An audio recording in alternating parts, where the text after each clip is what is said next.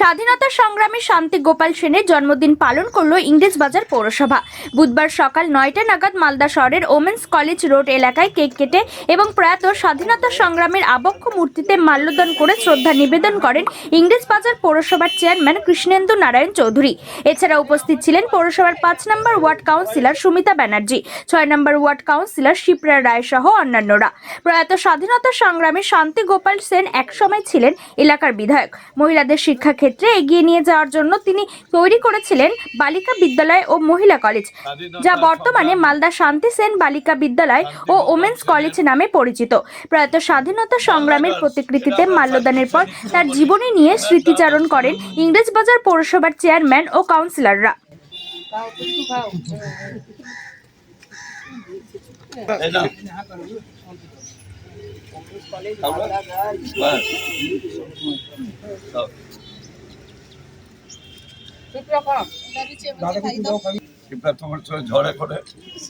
স্বাধীনতা সংগ্রামী শান্তি গোপাল সেনের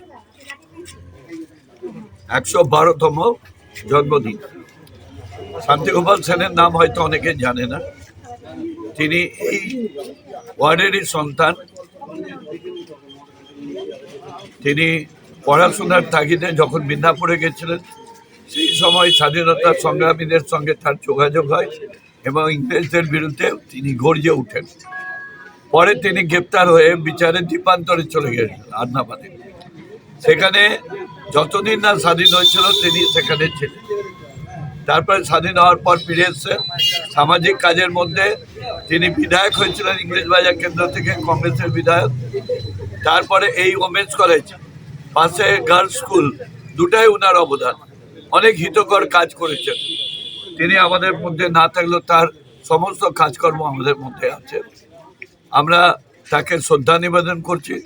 আগামী প্রজন্ম যাতে শান্তি গোপালের নাম জানে, বুঝতে পারে, তার জন্য এখানে একটা স্ট্যাচু করে দিচ্ছি। আমি নিজে যখন আন্দামানে গেছিলাম তখন ওখানে ফলক দেখেছিলাম, সেই ফলকে দাঁড়িয়ে ছবিও তুলেছি। সেই মানুষকে আজকে আমরা শ্রদ্ধা জানাই।